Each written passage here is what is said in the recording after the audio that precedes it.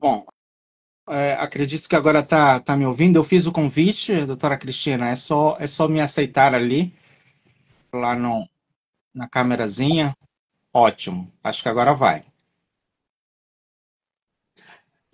Tava dando alguma dificuldade de acesso. Ah, Ótimo. agora foi. Agora foi. Bom, a tecnologia nos aproxima, nos facilita, mas ela também tem as suas limitações, né? E uma Verdade. delas é essa, que a gente tem que ter sempre o plano B, o plano C.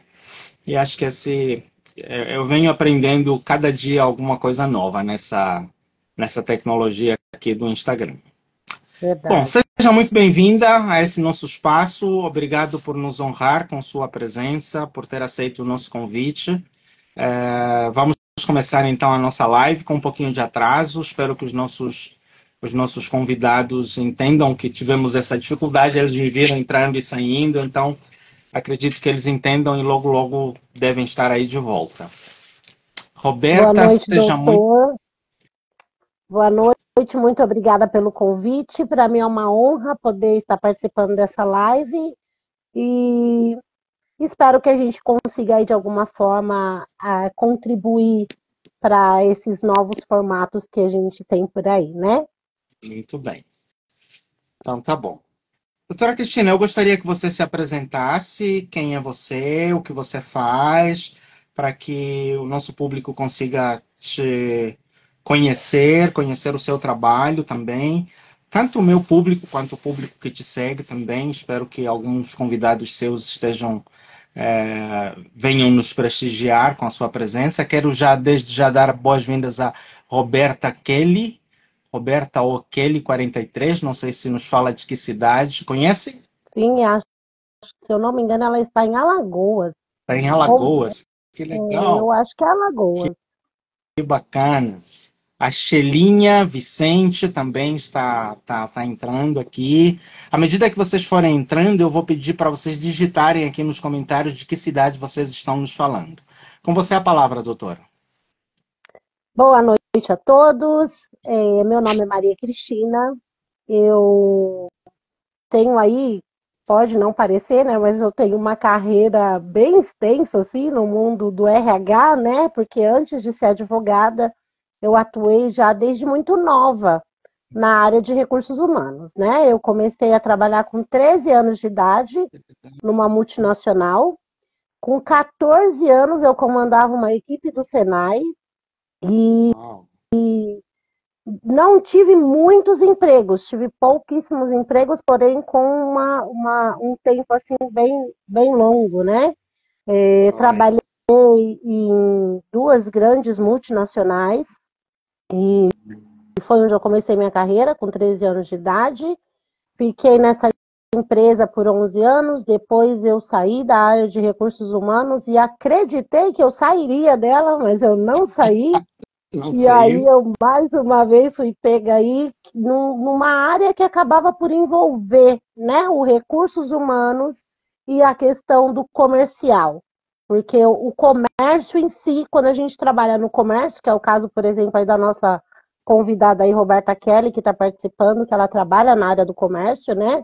Quando nós trabalhamos no comércio, nós acabamos por é, captar aí todas as áreas e dar aí um suporte para todas as áreas dentro desse ramo, segundo a necessidade deles, né? E logo depois eu fui ser coordenadora de recursos humanos no Tribunal de Justiça do Trabalho da 15ª Região, e por lá eu fiquei Legal. 12 anos, e eu comandava no começo uma equipe de 150 pessoas. Depois me formei em administração, depois fui cursar direito, porque era o desejo da minha mãe, e aí eu acabei virando advogada para fazer o desejo da minha mãe, que era o sonho dela, que hoje em dia ela nem está mais entre nós, mas era o sonho dela ter uma filha advogada, e eu mesmo sem querer, eu virei advogada. Sou pós-graduada em Direito Tributário, mas a minha carreira jurídica ela começou faz pouquíssimo tempo, né? Ela começou depois da pandemia. Mas a minha carreira mesmo em si sempre foi voltada para a área de recursos humanos, e pode-se dizer aí que, como coordenadora de RH, eu passei 12 anos coordenando aí uma equipe bem mista, né? Que eram de adolescentes, jovens e pessoas na melhor idade. Ah, que legal, que bacana. Então tem essa vivência com todas as gerações, que é um dos desafios hoje Sim, é gerenciar equipes multigeracionais, né? Cada geração sim. tem suas particularidades. E feliz coincidência em saber que trabalhou no RH do TRT15. Eu fui perito durante 15 anos, os últimos 14 anos fui perito no TRT15. E me alegra saber que os nossos caminhos também se reencontram dessa forma. É verdade. Bom, meu nome é Ezequiel, sou médico, venho sendo perito nos últimos 15 anos, é, e também atuo na área de psiquiatria, e hoje eu estou voltando mais o meu trabalho para a área de consultoria, nessa área de saúde ocupacional e saúde mental. Bom, estamos conversando esse mês sobre a liderança, sobre o papel da liderança na gestão de questões de saúde mental, saúde emocional. E hoje nós trazemos um tema específico que é sobre o onboarding. Doutora Cristina, poderia definir um pouco para a gente o que é onboarding, qual seria a tradução disso para o nosso português corrente, e o que isso significa de fato na carreira de RH? Sim, o onboarding ele tem o objetivo de não deixar o colaborador preso tanto o RH como o colaborador preso na questão da integração. Aquela integração que lá nos anos 90, que era feito dentro de uma sala, que passava vídeos institucionais, e ali a pessoa saía dali sabendo tudo e quase nada da empresa, e ela partia aí para o seu campo de trabalho. E hoje não, o Borne ele tem a características de fazer aí tanto uma implantação como uma inclusão do colaborador dentro da equipe, porque essa palavra poderíamos definir ela como conhecendo a equipe, fazendo parte dela, sentindo a empresa como fazendo da equipe parte da empresa, porque muitas vezes o que acontecia, o colaborador ele ia para uma sala e lá ele era bombardeado de informações e aí quando ele saía dali, na grande maioria das vezes, em horário de almoço, aí tem aquela pausa do horário do almoço, né? Se ele conheceu alguém ali no meio daquela integração, bem, se ele não conheceu, ele já partia para o refeitório sozinho. E hoje não, a visão do Orborne, ele tem essa questão de unir o colaborador ao seu parceiro de trabalho e apadrinhar alguém para que cuide desse colaborador, para que ele não se sinta avulso, para que ele não se sinta solto, que ele realmente venha fazer parte da equipe e da empresa no seu contexto geral. Joia. Que antigamente parece que a preocupação maior era que ele conhecesse o Porque trabalho e hoje, se nós ponto. olharmos, hoje, se nós olharmos as equipes de trabalho, e eu falo isso até com muita propriedade, porque há um tempo que eu vim implantando isso de uma forma até mesmo que naquela fase de integração, mas numa modalidade do onboarding, porque era muito melhor acompanhar o colaborador e ver o resultado final do que não saber o que acontecia no meio do caminho. E isso acontecia muito em várias empresas, em vários lugares, Acho que ainda porque ao acontece, contrário do né? que... Sim, acontece, porque ao contrário do que as pessoas pensavam, assim, o meu tema, inclusive, de TCC foi esse, a terceirização, ela é voltada somente para uma classe menos técnica, e não é verdade. Hoje no Brasil nós temos aí tanto no Brasil como fora do Brasil, nós temos terceirizados, a prestação de serviço de terceirização, nós temos engenheiros, nós temos advogados, nós temos várias profissões que se enquadram dentro da terceirização. Então, ela não pode ter essa característica de ter essa desvalorização da mão de obra, que era o que tinha antes, né? E hoje a gente não tem mais isso. Então, eu trouxe isso para dentro do TRT-15 e aí eu comecei a fazer esse trabalho de acompanhar, porque dentro do TRT tinha um turnover muito alto. Trocava-se de funcionários num espaço assim, de 3 meses, chegava a trocar 30, 40 funcionários de uma vez. E isso Mesmo não é concursados. bom. Não, eu falo no contexto da terceirização. A terceirização. Da terceirização. A questão dos concursados, eu vou chegar lá numa área um pouco mais voltada para o doutor, Certo. que é a questão da saúde mental.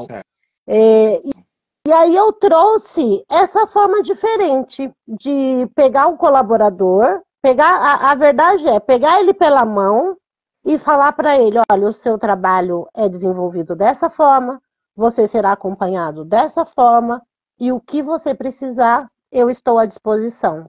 E eu acredito que a característica do onboarding é bem essa, trazer o colaborador para uma realidade, para a realidade dele. A gente ter a empatia de participar da vida dele no contexto do trabalho. Muito bacana, muito bacana. E já eu quero dar as boas-vindas também a Tânia Oliveira. Tânia, depois diga para a gente de onde é que você nos fala. Se puder digitar aqui, seria muito legal. Zé Bob está nos falando de Campinas. A Sheliane também.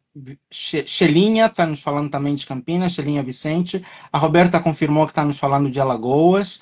Então, sejam muito bem-vindos e ficamos muito felizes por vocês nos prestigiarem. Sem a vossa presença, o nosso trabalho seria em vão aqui. Estaríamos falando às paredes. Tânia, quando puder, nos diga de qual cidade você está nos falando. Bom, quando se pensa nessa questão de onboarding, a senhora que trabalhou o TRT-15, uma das funções dele é trabalhar, uma das experiências que ele tem é de trabalhar com empresas de todos os setores, de todos os níveis, vão cair no TRT-15 processos judiciais de várias áreas. A minha pergunta é, pela qualidade do onboarding, pela maneira como é feito esse processo de integração do funcionário, conseguimos captar alguma mensagem acerca da cultura da organização e também conseguimos prever o quanto isso vai impactar na vida do colaborador que está sendo integrado no médio e longo prazo? Eu acredito que sim, doutor, porque quando a gente olha para essa troca, porque a verdade é essa, hoje o TRT, ele tem, como o doutor falou, ele tem vários tipos de empresas que prestam serviços ali. Então, de que forma que tem esse impacto? Eu acredito que, primeiramente, aquela pessoa que chega ali, eu vou dizer até num contexto de instrução, né? Aquele jovem que chega ali, que acabou de sair ali da sua adolescência, ou que acabou de ser dispensado do exército, que ele chega ali com uma visão um pouco restrita de que ele precisa ter um emprego. Dentro do TRT, ele consegue olhar e falar, não, aqui eu consigo aprender algo, me desenvolver e ter uma visão diferente. Eu tenho várias histórias de sucesso que, se eu fosse contar aqui, a nossa live aqui passaria de 2 horas, né? Nós temos aí vários meninos que entraram ali para trabalhar e hoje são advogados. Legal. Nós temos ali professores de educação física. Nós temos hoje coordenadores de RH, né? Então, assim, temos até juízes, né? Conheço histórias de pessoas que entraram lá como funcionários, fizeram carreira e hoje são juízes. Sim, nós temos ali desembargador que entrou ali e seguiu carreira. Então, assim, como se cuida disso? Como que a gente olha para isso de uma forma humana? Porque o onboarding, ele tem esse cuidado de humanizar o ambiente de trabalho, de humanizar essa integração. E o TRT, ele tem esse cuidado quando a gente apresenta para eles ali um terceirizado e ele abre o leque para aquele terceirizado sinta-se parte, independente dele não ser um concursado, mas que ele sinta parte do negócio, porque depende dele também para que os resultados venham, né? Eu não sei se muitas pessoas sabem, mas dentro do TRT, assim como para os juízes, existem metas de trabalho, né? Não é só para o cara que vende cartão, não, que ele tem uma meta, não. E todas as pessoas que trabalham hoje na justiça, elas têm metas a se cumprirem, né? Sim, sim. E não é algo muito simples, porque o trabalho em si, por mais que hoje a gente tenha aí o PJE, mas o trabalho dentro do TRT continua sendo um trabalho complexo, né? Então tem Aliás, aí eu a acho questão, mais complexo agora do que antes, porque o PJE trouxe celeridade, trouxe novidades, assim, um contato com a tecnologia que até então nem todos estavam preparados para ele, e um aprendizado diário, né? sim, todos os Só para dias trocar em o miúdos algumas siglas, PJE nos dá um curso. Então, só para trocar em miúdos algumas siglas, TRT15 significa Tribunal Regional da 15ª Região. É um tribunal federal do trabalho que engloba a região de Campinas e entorno. Várias cidades aqui, vai até Ribeirão Preto. sim, são E depois 699 municípios. isso. Então, se não é o maior, é um dos maiores e o mais ativo dos tribunais aqui da região. E PJE é processo judicial eletrônico.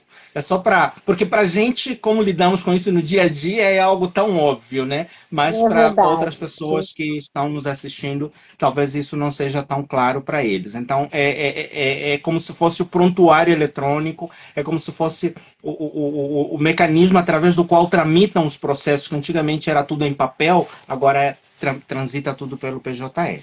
Desculpe lhe cortar, Sim, por favor, prossiga. não tem problema. E tem esse, né? O TRT tem esse cuidado de trazer mesmo o colaborador terceirizado para dentro do negócio, porque depende dele, né? A gente sabe que a mão de obra hoje ela é bastante escassa para algumas coisas, né? Para determinadas funções. E esses terceirizados, eles têm aí esse cuidado de preparar. Hoje nós temos muito menos terceirizados do que quando eu comecei. Quando eu comecei, eu tinha 150. Hoje tem muito menos lá dentro, né? Então, assim, porque diminuiu-se muito os processos físicos que a gente chama, que são os papéis, né? Sim, sim. E aí veio aí o PJE de forma eletrônica, e aí diminuiu-se muito, mas ainda tem trabalho pela frente. Então, o TRT tem esse cuidado de trazer ali o terceirizado e fazer, envolver ele como parte do negócio e fazer dele um crescimento progressivo. De que forma? Não só dentro do TRT, mas para a sociedade, porque alguns meninos desses que começaram no TRT, muitos deles não tinham perspectiva profissional. E hoje são aí grandes profissionais, como advogados, como eu já citei aqui, professores de educação física. Nós temos até um ex-colaborador que hoje joga em Portugal, que virou Legal. jogador de futebol. Então, assim, o TRT, ele abre o leque para o médio e o longo prazo para que essa pessoa se desenvolva e ela ali fique à disposição e ela se sinta parte do negócio para poder ir embora a hora que ela quiser. E eu acho que isso é uma das coisas mais bacanas que tem lá. E, e o interessante é que quando a gente interage, eu fui auxiliar, venho sendo auxiliar de juízes, a gente nem percebe quem é terceiro, quem não é terceiro, porque existem empresas onde existe uma discriminação clara e absurda de quem é terceiro e quem não é. Então, isso é uma das características muito interessantes. A segunda característica interessante é que eu sempre tive muita dificuldade de lidar com carreira pública, né? Porque o serviço público tinha aquela pecha de gente que não queria nada com nada, não tinha muita qualidade e tal.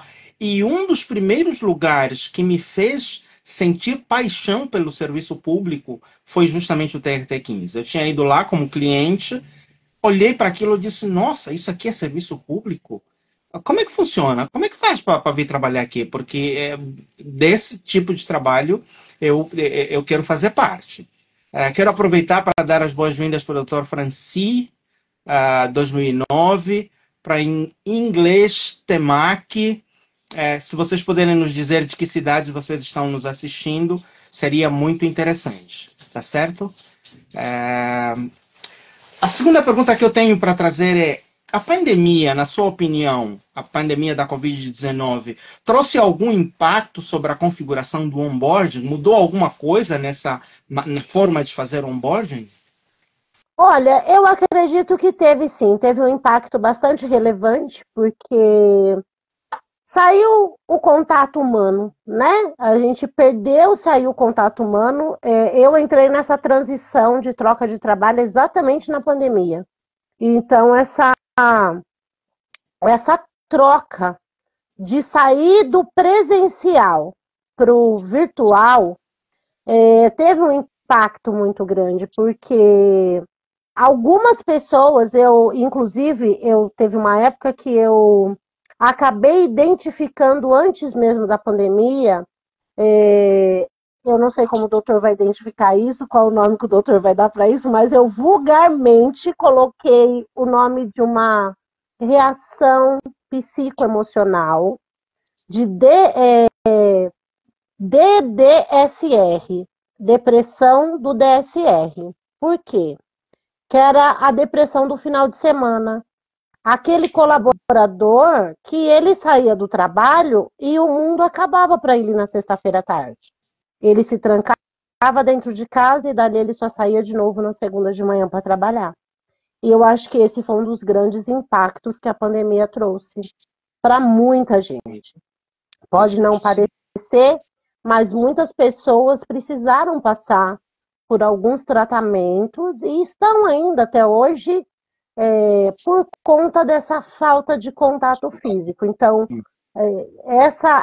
esse contato humano, essa humanização, essa questão de estar próximo, de poder estar contactando, olhando nos olhos mesmo e vendo ali o seu colega de trabalho, os seus pares. Eu acho que o Borne ele trouxe essa coisa muito eletrônica. Então, na pandemia, de ter o vídeo institucional para aquele que estava começando e ele muitas vezes não saber onde é que ele estava começando. E eu acho que isso foi algo muito que causou muito impacto.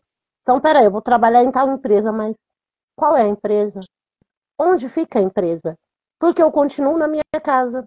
Eu assisti um vídeo, eu recebi algumas informações de alguém por vídeo, mas eu não tive um contato físico. Então, acredito que isso teve um peso muito grande.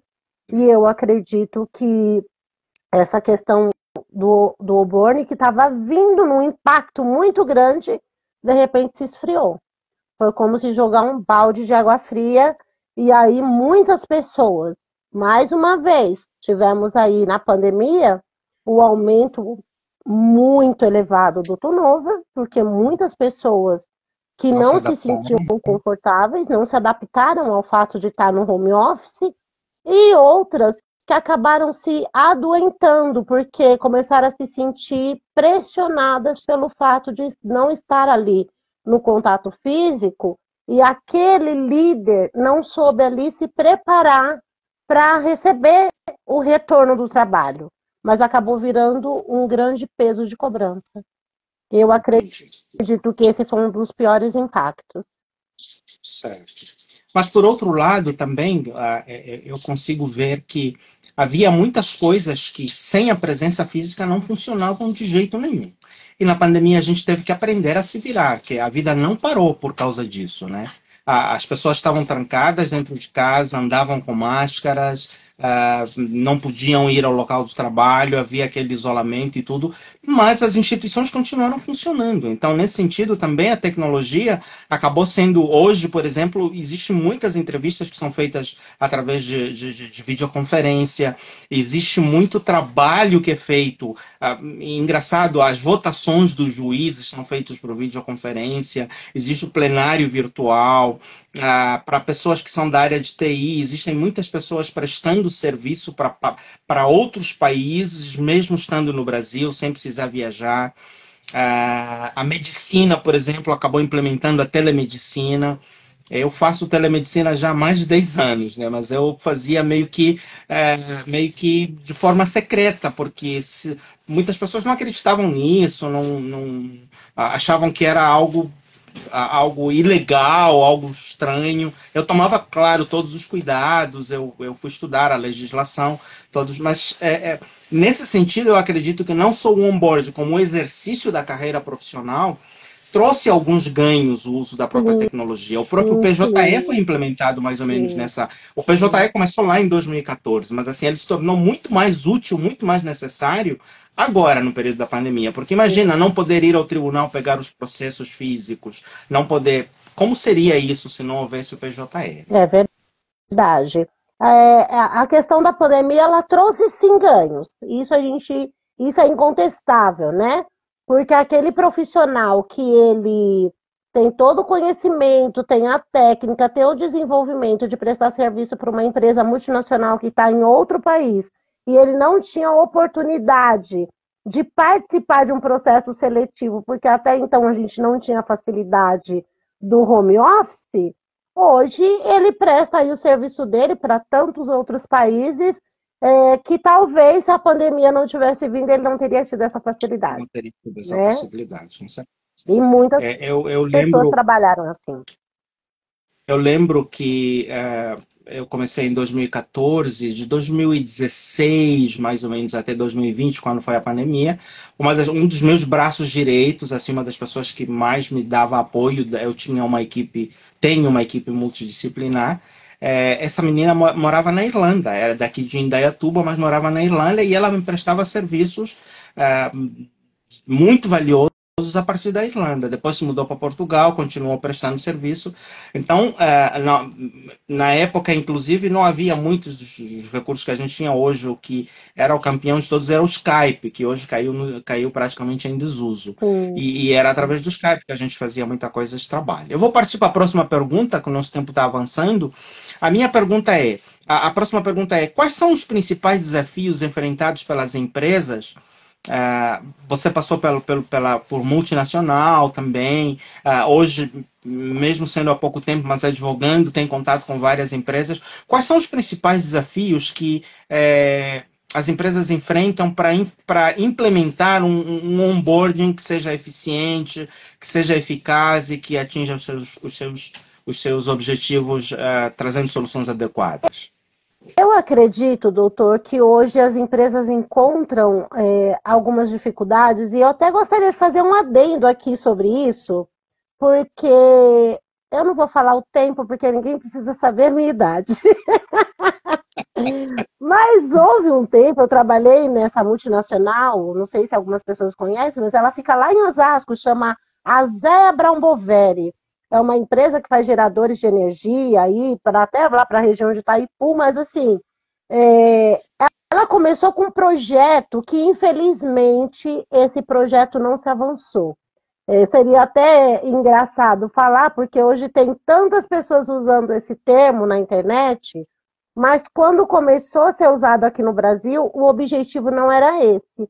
Chamava-se Project Coach, ou Coach Project, que era o projeto Coach, que era uma forma de preparar a liderança para isso que a gente está vivendo hoje. Olha quantos anos fazem isso, né? Era uma forma de preparar a liderança para esse onboarding que a gente tem hoje. Essa Então, empresa é eles de que origem? é É nativa brasileira ou de sueca, fora? sueca, Não faz sentido. Que as empresas europeias já tinham, especialmente as nórdicas, da Alemanha para cima, sempre tiveram uma visão muito à frente do seu tempo, né? Sim, ela trouxe para o Brasil esse projeto e infelizmente ele não vingou aqui, né? Pelo menos lá dentro sim. mas era uma coisa para se expandir, que era cuidar dos líderes para que os líderes cuidassem dos colaboradores. Que legal, que E isso bacana. era muito legal. Era uma coisa de pegar e fazer a troca também. Tinha um projeto chamado Sentindo na Pele dentro desse mesmo projeto. Que legal. A sessão Sentindo na Pele era o dia que o colaborador passava a ser o chefe e o chefe passava a ser o colaborador. Que Tinha essa legal. inversão, né, de um dia para ter aí essa troca, para que eles sentissem o que era estar cada um do seu lado ou dos lados opostos. E eu acredito que hoje a grande dificuldade está aí. O segredo está exatamente aí. A dificuldade que as empresas têm em implantar o onboarding é ter pessoas que consigam olhar com essa visão de que aquela pessoa que está ali, ela precisa ser acompanhada. É preciso ter um momento de humanização dentro da empresa. Então, eu acho que essa é uma das maiores dificuldades que hoje a gente encontra aí nas empresas, é trazer essa realidade. Um dos grandes problemas, Vera, seja bem-vinda. A Vera nos assiste lá de Nilópolis, no Rio de Janeiro. Seja muito bem-vinda. É, uma das dificuldades que eu percebo esse exemplo que você deu se enquadra. Eu estudei liderança e gestão de pessoas com pessoas bem antigas, assim, os papas da administração, Peter Drucker, Stephen Covey, essa turma aí, o pessoal da HP. E aí, uma das dificuldades que eu enxergo, que eu acredito que seja cultural aqui no Brasil, né? Pela qual muitas iniciativas brilhantes acabam morrendo, é justamente pela cultura que nós temos de líder. Nós temos uma Sim, cultura mais de chefe, de barão, de coronel, do que de líder, né? Porque sim. liderança é diferente de chefia. Então, muitas das iniciativas, na minha prestação de serviços, eu presto serviço para empresas também de origem alemã, principalmente, e eu percebo que para introduzir algumas questões culturais aqui, holandesas também, é muito difícil porque você enfrenta um tecido cultural onde tem a questão dos feudos, tem a questão, por exemplo, uma coisa que eu aprendi em liderança é o líder precisa ser o primeiro a chegar e o último a ir embora. O líder precisa ser o exemplo. Aqui é diferente. Aqui o É, líder chega é o na hora que primeiro embora. quer, não precisa bater cartão, vai embora, não falar nada para ninguém. Então, assim, é bem esquisito. Eu tive um choque de cultural, um choque de realidade muito grande quando comecei a trabalhar, principalmente nas grandes empresas, empresas tanto públicas quanto privadas. Então, eu imagino você deu esse exemplo do Project Coach. Conheci uma senhora que trabalhou, inclusive, no STJ, hoje está em Portugal e ela faz esse trabalho a partir de lá, de prestar esse tipo de serviço para os juízes.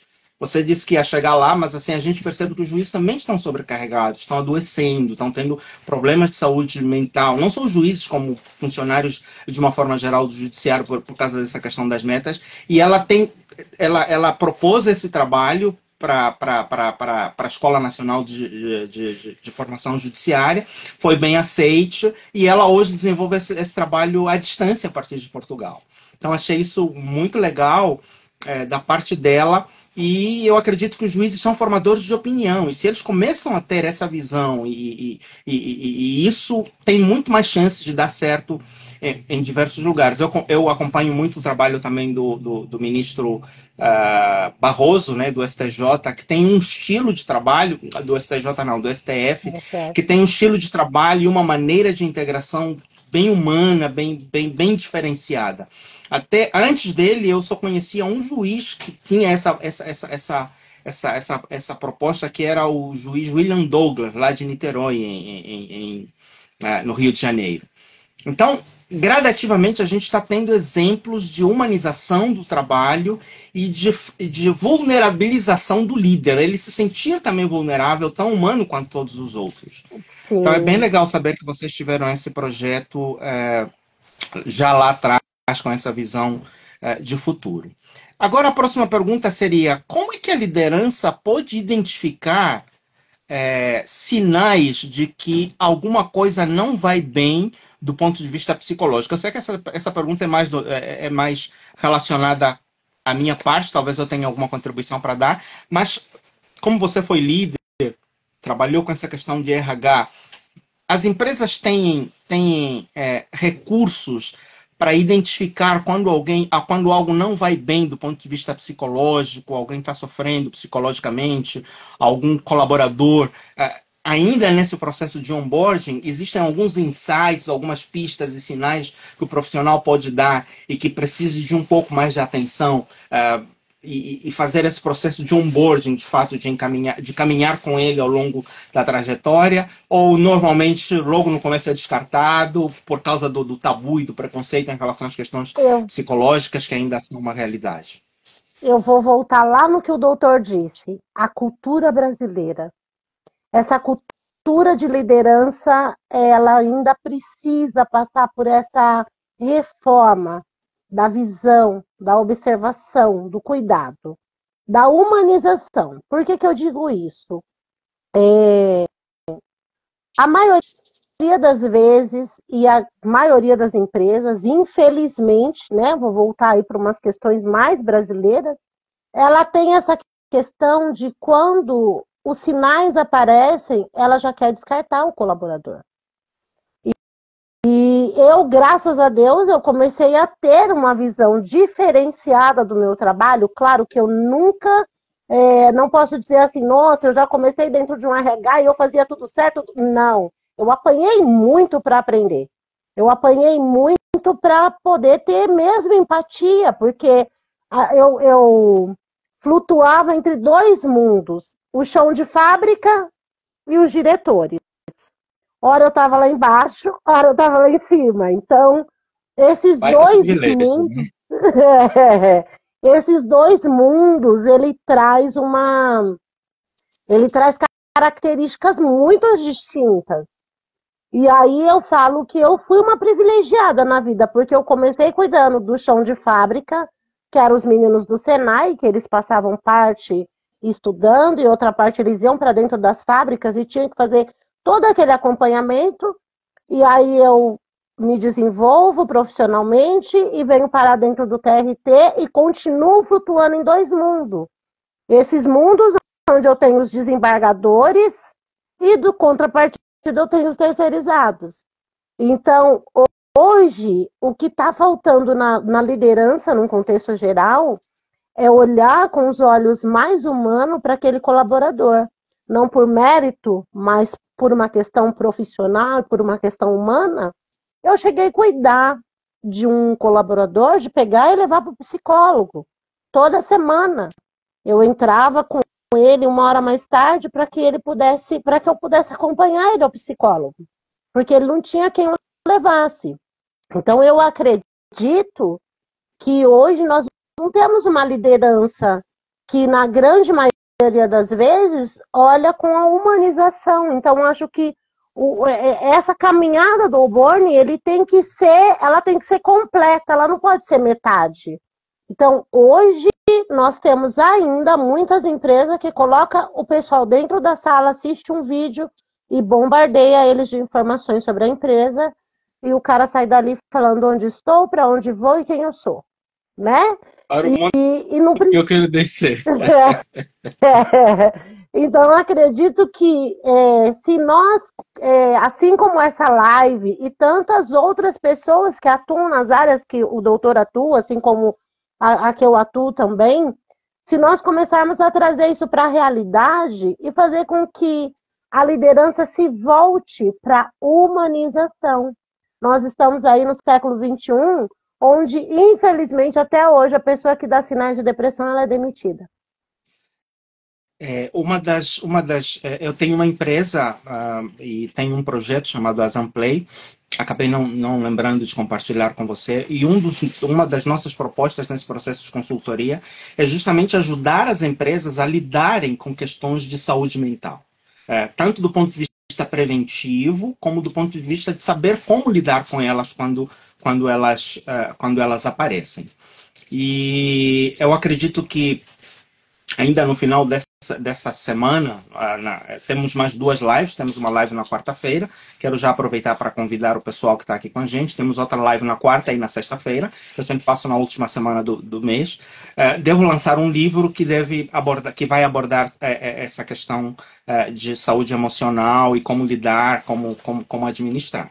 Mas mais do que o livro, a gente presta consultoria, a gente leva palestras para as empresas, leva palestras para as instituições, e eu espero que essa live traga não apenas a oportunidade das pessoas aprenderem ou ouvirem, mas que seja também uma oportunidade de a gente começar a desconstruir algumas questões culturais que mais atrapalham, que mais emperram do que ajudam. Né? É A verdade. cultura é uma riqueza de qualquer nação, mas todas as culturas têm os seus lados ruins, né? Nenhuma cultura é perfeita. E hoje até eu postei no final do dia algo na minha timeline que fala justamente sobre a questão de mudança, né? Líderes bons precisam ser flexíveis, precisam estar dispostos a... Não podem ser Gabrielas, eu nasci assim, sempre fui assim, vou morrer assim. É necessário estar disponível para quebrar paradigmas, né?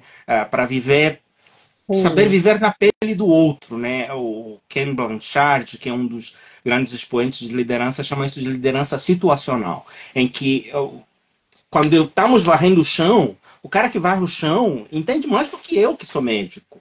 Então, eu posso, naquela altura, ser sujeito a ele. Ele é o líder daquele trabalho. Se formos, sei lá, na Embrapa, por exemplo, formos catar manga, fazer algum trabalho no mato, o cara que está lá, que lida com aquilo no dia a dia, mesmo que do ponto de vista de educação, de formação, ele não tenha a mesma formação que eu, mas ele entende melhor aquilo do que eu. Então, eu sou médico no consultório, mas em outros espaços eu posso e devo estar sujeito à liderança daquelas pessoas que entendem sobre aquele assunto. Então, acredito que existe muita coisa ainda por se fazer, por se desconstruir. Conhecemos empresas ocidentais que foram embora daqui, porque é um terreno, às vezes, muito difícil de penetrar e de fazer as coisas acontecerem. Agora, em vez de desistir, eu acredito que nós podemos construir, podemos reconstruir, podemos começar a construir. Então, espero que seja uma oportunidade também de sinergias, seja apenas a primeira live de outras, e além disso surjam outras oportunidades de trabalho conjunto, como eu tenho tido com outros advogados, no sentido de irmos ajudando a moldar, a criar uma cultura nova de trabalho, de liderança especificamente, sim, sim. no sentido das empresas. Eu costumo dizer, Assim, doutor, não sim. te cortando, mas eu costumo dizer que, assim, agora voltando para o mundo jurídico, nós diminuiríamos e muito a quantidade de ações trabalhistas se as pessoas tivessem essa humanização, Com certeza. né? Porque quando a gente pega um processo e olha lá no tópico, dano moral, assédio moral, uma coisa puxando a outra. Então, Sim. peraí, em que momento foi que alguém esqueceu de olhar para esse colaborador? Né? Então, realmente é algo que a gente precisa aí mudar mesmo, em todos os sentidos. E eu acredito que, como tem aquele ditado, prevenir sempre é melhor do que remediar, sai mais barato. Eu ficava, às vezes, eu repito isso quase em todas as lives em que eu participo, que eu ficava pasmo quando eu pergunto para o colaborador, quando aconteceu isso e você conversou com seu supervisor ou com seu patrão e tal, havia possibilidade de fazer um acordo e conversar, o que disseram para você? Viraram para mim e disseram vai procurar os seus direitos. Que sai muito mais Sim, caro do que conversar, do que tentar prevenir. Mas cultura não se muda da noite para o dia. é A verdade. próxima pergunta seria: como é que as empresas podem medir o sucesso de um programa de onboarding? É, Existem indicadores para avaliar o quanto ele foi bem sucedido ou não? E se existem legislações trabalhistas, especialmente agora que você está nessa área, que dão um embasamento, dão um direcionamento para esse processo de onboarding ou não? Olha, hoje nós poderíamos dizer que tem até uma lei específica aí, né? A Lei 14.000, acho que é 14.831, de 2024, que ela cuida dessa questão de uma forma bem aberta, né? Bem assim, escancarada, né? que ela trata aí da questão da saúde mental do trabalhador. Algo que, vamos dizer aí, que faltou um pouquinho na CLT, né? A nossa CLT, hoje, ela tem aí as regras claras, voltada para a questão do contrato de trabalho, horário da refeição. É tudo muito restrito. E aí veio essa lei aí, trouxe para a gente aí um amparo, e que deve sim ser observado com muito cuidado pelas empresas e aplicadas. Tem até certificações, né, que o governo federal está dando para as empresas que têm cuidado dos seus colaboradores baseado nessa lei.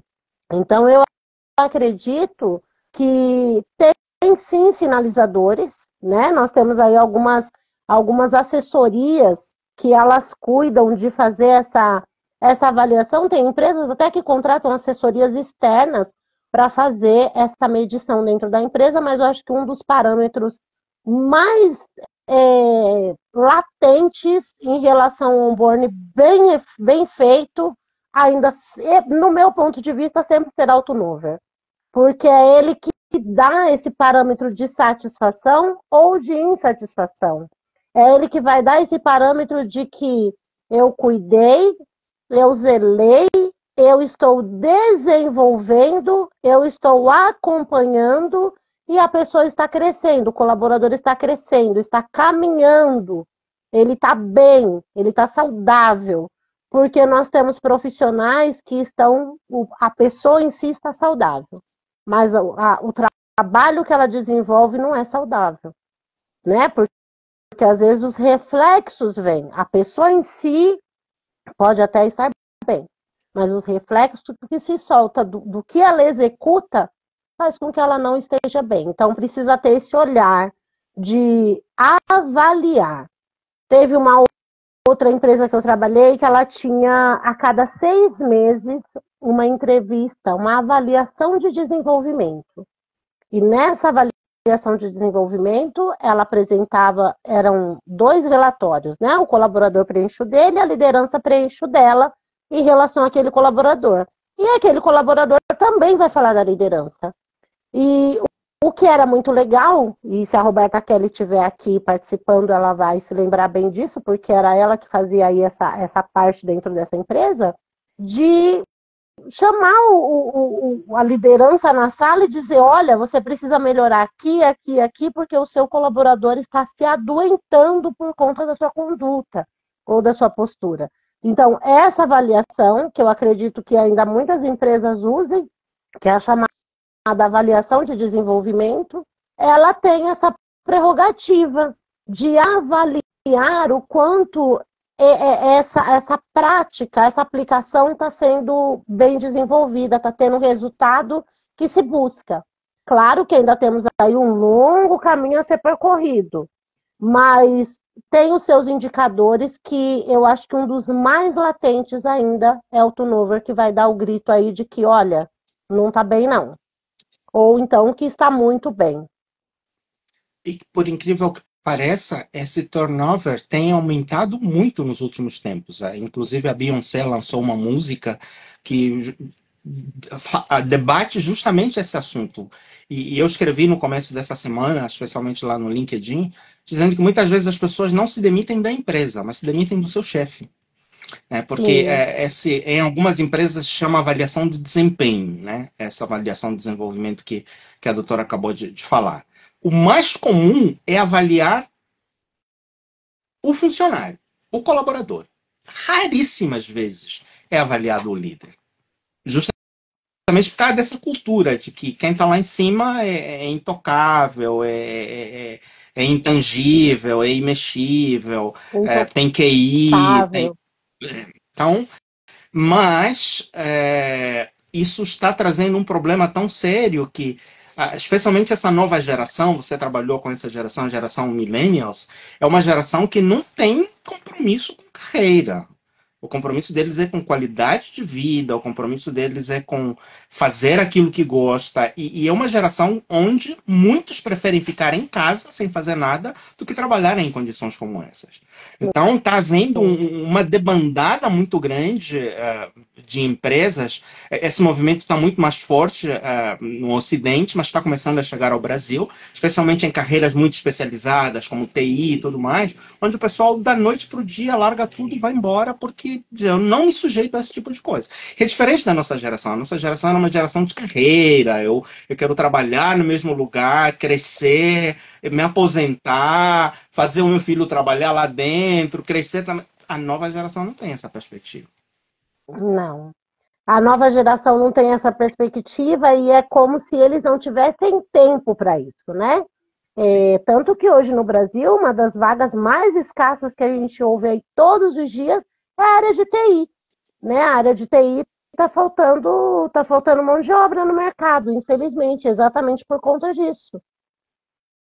E ao mesmo tempo que falta mão de obra aqui, existem empresas americanas, empresas canadenses que estão desembarcando aqui para recrutar o pessoal para ir trabalhar lá fora.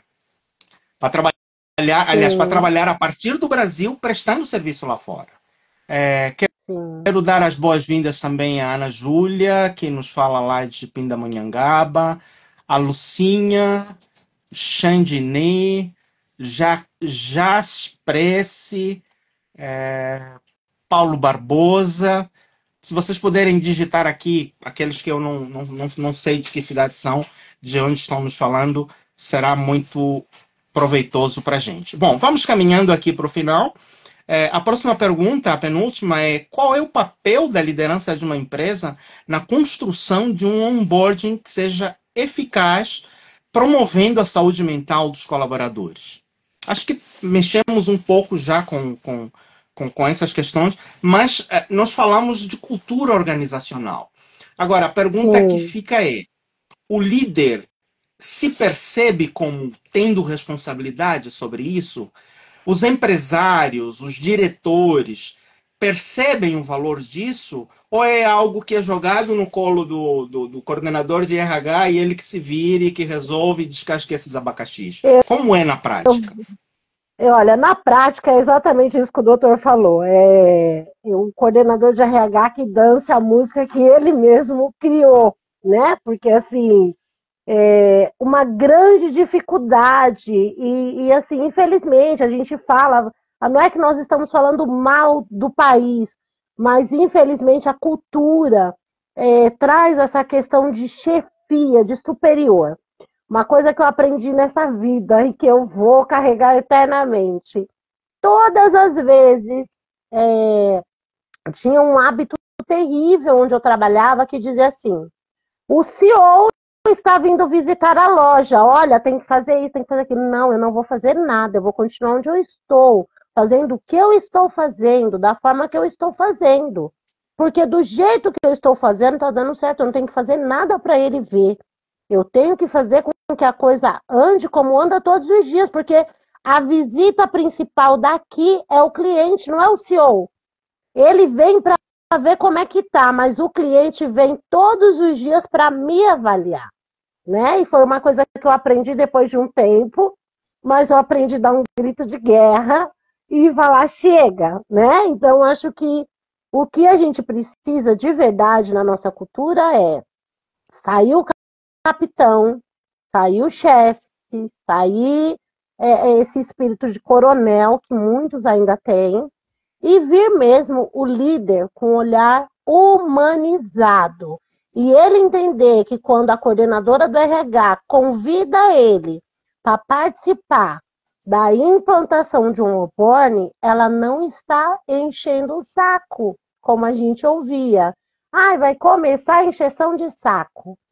Só que assim, é uma encheção de saco que vai garantir o seu desenvolvimento como profissional. Então, eu acredito que tem aí uma longa caminhada. O RH, ele tem hoje uma carga muito pesada em relação a isso, porque o RH hoje ele tem que cuidar do colaborador e da liderança, e não tem ninguém que cuida do RH. E quem Quem cuida cuida do dele? RH, Quem cuida dele? né?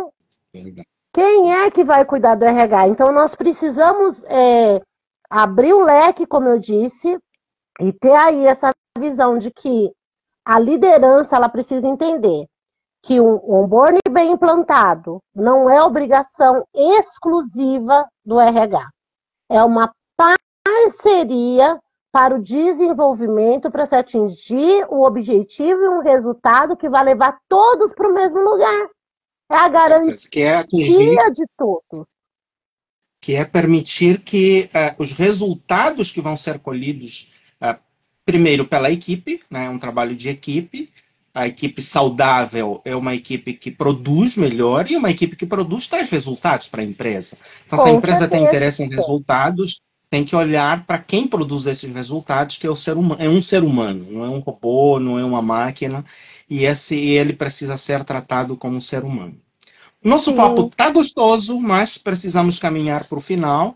E a última pergunta que verdade. eu tenho para colocar, ainda bem que nós dois somos negros, somos pretos, e é importante, eu sempre procuro trazer essa questão como algo que faz parte da minha vocação, da minha carreira, do meu desafio de abrir caminhos em relação a isso, que é a questão da diversidade e inclusão, né?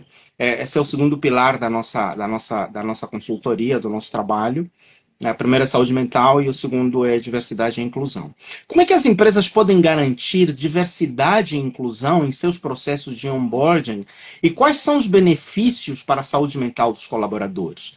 E aí, diversidade e inclusão, além de incluir o negro, precisa pensar no indígena, no LGBTQIA+, precisa pensar no deficiente físico, no deficiente visual. As empresas estão preparadas para isso ou só usam as cotas de deficiência, por exemplo?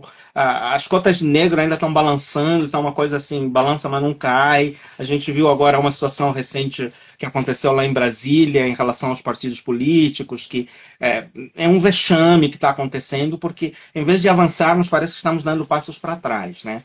Mas Sim, enfim, isso estamos é papo para regredindo.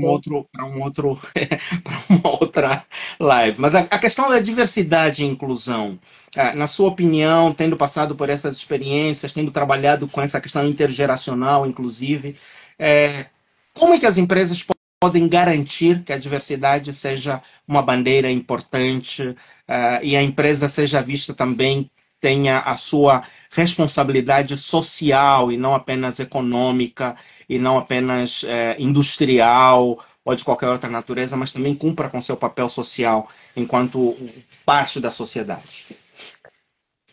Olha, doutor, eu fui coordenadora de envolvimento comunitário. E esse projeto, ele tinha o objetivo exatamente de fazer isso. Fazer a inclusão para dentro da empresa, fazer com que os olhares dos colaboradores se voltassem para a naturalidade. Mas aí, infelizmente, eu vou ter que bater nessa tecla que muitas pessoas ainda, eu falo num contexto de ser humano mesmo, elas não conseguem ainda lidar com a diversidade. Então, eu tive uma única situação a qual me fez parar e avaliar que até então eu nunca tinha prestado atenção nesse preconceito escancarado que nós temos, né? E certa feita, uma pessoa se virou e falou: mas como pode você ser líder? Aí eu falei: talvez porque enquanto você dormia, eu já estudava e trabalhava, né? Então, assim, ninguém vira líder do dia para a noite. Primeiro, porque liderança, vocês vão olhar em vários livros e vão ter vários estudos que vão falar a mesma coisa e não é a Maria Cristina que está falando. Mas liderança está no DNA. Quem Sim. nasce para liderar, nasce para liderar.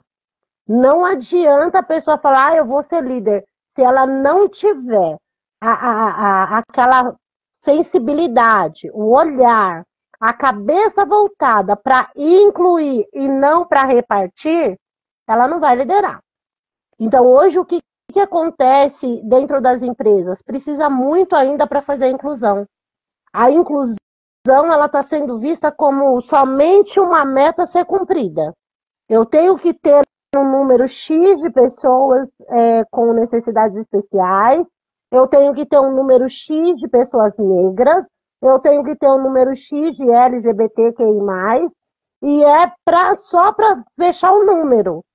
Não tem o olhar de humanização, de conscientização e de tratar essas pessoas que, independente do que ela tenha, ela continua sendo um ser humano e que está aberto ao aprendizado, como qualquer outra pessoa. Só que, infelizmente, hoje, as empresas elas não estão fazendo a inclusão. E hoje, pior, eu falo isso com muita propriedade, que eu acredito que vamos colocar aí, numa meta de 8 anos para cá, essa situação ficou muito pior, ficou muito escancarada, principalmente dentro das empresas, né? Não vou nem citar algumas coisas assim, mas, por exemplo, uma analogia, se você for corintiano, aqui você não trabalha. Descobriu que é corintiano, manda embora, né? Para não falar, olha, aquela pessoa, ela é homossexual, então manda embora. Porque o preto tá escancarado, mas o intrínseco de cada ser humano precisa ser apresentado. E quando é apresentado, é mal visto, né? Porque faz-se uma associação que não se deveria fazer, seja da pessoa com deficiência, seja da pessoa que tem aí as suas opções diferentes de qualquer outro, né? Porque hoje a gente tem aí uma vasta interpretação de transmissão de seres humanos, de pessoas passando o que ela sente, o que ela quer, o que ela é, só que ninguém estava preparado para isso, e as empresas muito menos. As empresas estavam preparadas ali, ó, o homem de terno e gravata, ou calça jeans e camiseta, e a mulher de saia, salto alto e blusinha. Era isso. E isso acabou. Não tem meio termo. E as empresas ainda não entenderam que isso não existe mais e que a inclusão precisa ser feita. O nosso Brasil, o nosso país, é um país que a inclusão social tá em todo lugar, é um país diverso, aqui não tem uma raça pura, aqui todos nós, eu, por exemplo, eu sou neta de italiano com espanhol, né? Eu brinco às vezes com meu esposo, que ele fala assim, você tá falando o quê? Eu sou loiro dos olhos azuis, o meu esposo é negro. E ele brinca, quando a gente vai falar de questões de inclusão social, ele fala, e eu que sou loiro dos olhos azuis? Mas o que acontece? É o que acontece dentro das empresas. A gente faz uma brincadeira, mas uma brincadeira que dói na pele, dói no íntimo, dói na alma, porque ainda falta a inclusão social para todas as classificações. Não é só para o negro, não é só para a pessoa com necessidade especial, não é só para o LGBTQI+, não é. É para todas as classificações. Falta a inclusão com conscientização. Está faltando parar de cumprir meta e começar a olhar o ser humano. Como ser humano. Muito legal. E falando nisso, me lembrei de uma experiência que também é nórdica. Os países nórdicos são os que têm os melhores índices de IDH, desenvolvimento humano, de qualidade de vida, de tudo um pouco. E me lembrei de um CEO que ele era o primeiro a chegar. Aqui no Brasil, a gente encontra pertinho da parede vaga reservada. E aí a gente não precisa dizer muita coisa. Esse CEO era um dos primeiros a chegar. Ele parava no lugar mais distante e caminhava. E quando passaram a perguntar para ele por que ele fazia isso, ele disse: eu tenho o privilégio de vir de carro, nem todos os funcionários têm carro próprio. Eu tenho o privilégio de poder chegar mais cedo.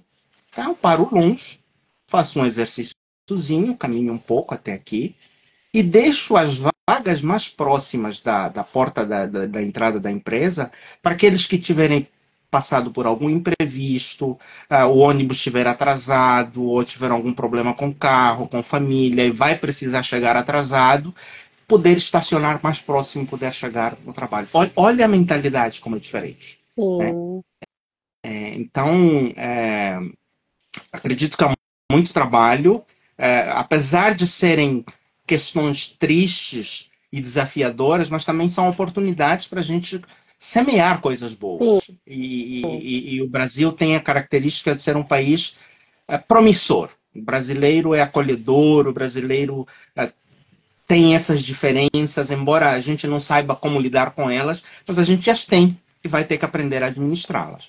Então, conviver com essas diferenças, acho que essa riqueza de matriz cultural brasileira é algo que também abre oportunidades para que a gente possa crescer. E eu espero que daqui a alguns anos a gente, já velhinhos, possa fazer algumas lives e dizer, puxa, valeu a pena aquilo que a gente semeou, é e poder olhar verdade, para trás e ver que os resultados valeram a pena. é verdade. Muito obrigado por esse tempo, por sua disponibilidade. Obrigado a cada um dos que nos acompanharam aqui. Daisy Kovic foi a última que entrou aqui. Tete Alves. É, Infelizmente, a gente não tem possibilidade de fazer pergunta ao vivo, mas se vocês quiserem digitar alguma pergunta aqui, alguma contribuição, houve algumas pessoas que falaram que é por aí mesmo, é isso que acontece e tal. Mas se vocês tiverem perguntas para fazer, por favor, fiquem à vontade. Eu quero deixar esses últimos 5 minutos para vocês fazerem essas perguntas. E dar a palavra para a doutora fazer as considerações finais aí para fechar esse nosso momento. Eu gostaria de aproveitar essa oportunidade e citar aqui uma lembrança que me trouxeram à memória essa semana. Um ex-colaborador meu fez questão de mandar uma mensagem para mim dizendo assim: Olha, eu precisava te dizer que a semente que você plantou floresceu. Eu estou indo para a faculdade. Porque o trabalho que eu arrumei, a faculdade vai contribuir muito para o meu desenvolvimento. E como você dizia, onde quer que você passar, plante flores. Então, eu acabei de colher um buquê aqui para mandar para você. Né? Que Eu acho legal. que isso é um privilégio, né? Uma honra poder ouvir isso e saber que uma sementinha que você plantou lá em 2012, ela floresceu agora. Não importa o tempo que nós possamos plantar a semente da humanidade onde quer que passamos, né? Porque nós não sabemos o dia de amanhã. Então, que possamos plantar aí uma boa semente para que a gente possa futuramente aí ter vários e vários buquês de flores. Que legal. Que Eu quero legal. agradecer a E oportunidade, quero agradecer pelo tema, que é uma coisa que eu gosto muito. Eu já falei que se um dia eu desistir da advocacia, eu volto para o mundo corporativo, né?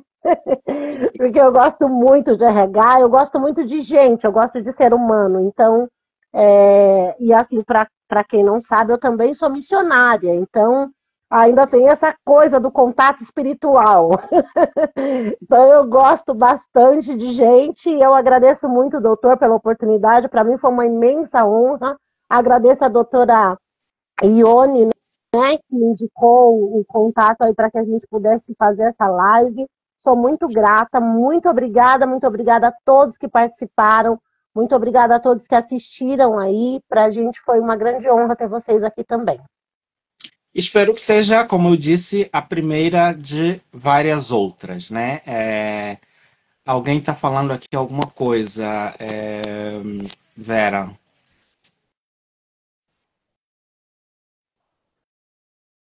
Bom, não consigo ler, não consigo entender. Ah, mas nem sempre é terra No Brasil, fértil, é o que ela acabou de dizer. ela falou que nem É, sempre no Brasil, que o Brasil tem muita liderança ruim, né? entendi, entendi, entendi. Mas eu ainda sou otimista, eu prefiro acreditar na parte boa da sociedade, que é a maioria. Acredito que os ruins ainda Sim, são a minoria, felizmente. Só que sim. são os que são mais, são os que estão na vitrine, são os que são mais visíveis, são os que mais aparecem. Mas temos muita massa boa, temos uma geração aí que está vindo com uma cabeça diferente, e eu acredito que se a gente semear, vai colher no futuro frutos muito bons. Então vamos continuar fazendo esse trabalho. Eu fui por 15 anos também missionário, e enxergo a minha carreira de trabalho, o meu trabalho como um ministério. Então, acredito que estamos no mesmo barco. Ah, que bom.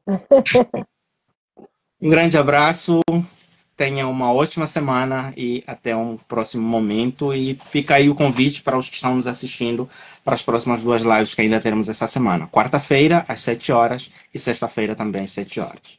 Muito Tchau, tchau. obrigada. Viu? Uma boa noite. Boa noite.